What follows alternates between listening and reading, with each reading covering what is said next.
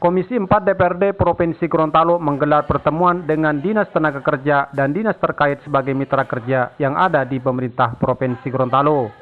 Pertemuan yang berlangsung di ruang rapat Dulahupah kantor DPRD Provinsi Gorontalo ini membahas masalah nasib karyawan yang ada di PT Trijaya Tangguh Isimu, Makna Hotel Gorontalo, dan CV Aneka Makmur Sejati Telaga Biru yang hingga kini masih terkatung-katung. Ketua Komisi 4 DPRD Provinsi Gorontalo Hamid Kuna usai menggelar pertemuan menjelaskan bahwa saat diadakan dialog dengan manajemen PT Trijaya Tangguh Isimu bersama serikat pekerja yang dimediasi oleh Dinas Tenaga Kerja Kabupaten Gorontalo terungkap bahwa ada sebanyak kurang lebih 258 karyawan pabrik tepung tersebut yang akan dimutasi ke Paguyaman.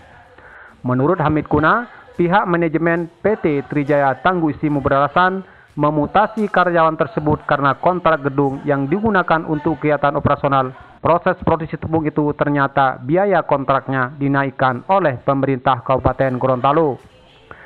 Sehingganya pihak manajemen perusahaan tidak mampu lagi membayar biaya kontrak yang telah dinaikkan tarifnya, di mana menurut Hamid Kuna, biaya kontrak gedung yang tadinya 3 miliar selama 5 tahun dinaikkan menjadi 6 miliar rupiah. Pihak perusahaan dengan mediator yang dari kabupaten itu karyawan ini rencana akan dimutasi ke Paguyaman.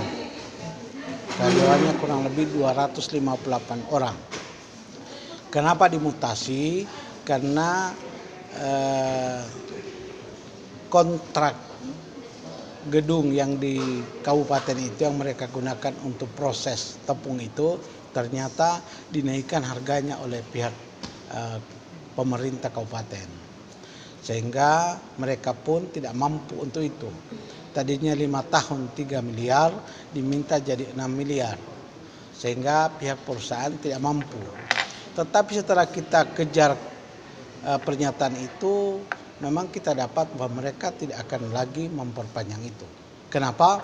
Karena tidak ada penawaran dari pihak perusahaan. Kalau mereka masih mau pasti tawar. Menawar mungkin sampai 4 miliar atau berapa, ternyata tidak ada penawaran. Berarti itikat mereka itu sudah tahu dari awal bahwa mereka tidak akan lagi beroperasi di bawah. Gitu saja. Nasib karyawan Pak? Nasib karyawan tadi yang dipertanyakan. Karyawan ini ada 2 pemikiran dari teman-teman. Bahwa menurut pihak perusahaan mereka dimutasi ke Paguyaman. Tetapi syarat-syarat mutasi itu tidak sesuai. Yang dijanjikan mereka akan diberi tempat tinggal dan lain sebagainya itu belum terpenuhi. Sehingga mereka tetap menuntut bahwa mereka di PHK. Tetapi dari perusahaan mengatakan mereka tidak mem-PHK. Mereka memutasikan karyawan sejumlah 258 orang ke Paguyaman. Seperti itu. Kesimpulan rapat Pak? Kesimpulan rapat? Siap. Balik kau simpulkan.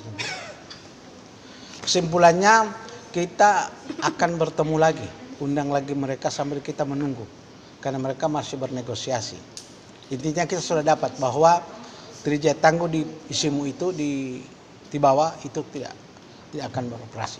Jadi kita minta menunggu dari pihak metal ini, serikat pekerja dengan pekerjaan sendiri sekaligus dengan mediator maupun dengan pihak perusahaan.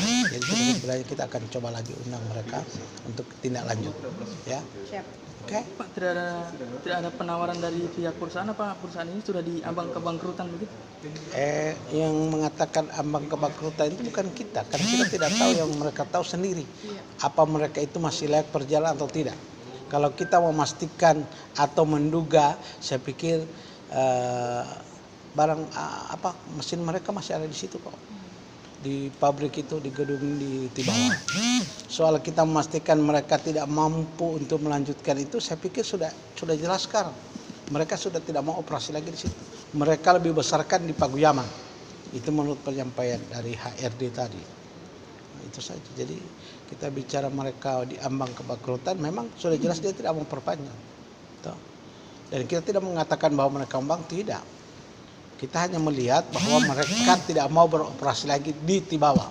Mereka beroperasi mau full di Paguyaman, gitu. Ya. Siap, kasih Pak. Sejauh ini Komisi 4 DPRD Provinsi Gorontalo akan terus memantau dan mengevaluasi kebijakan-kebijakan yang telah dikeluarkan pihak perusahaan selama ini. Bahkan diketahui pihak perusahaan sendiri sudah tidak lagi akan memperpanjang kontrak tersebut.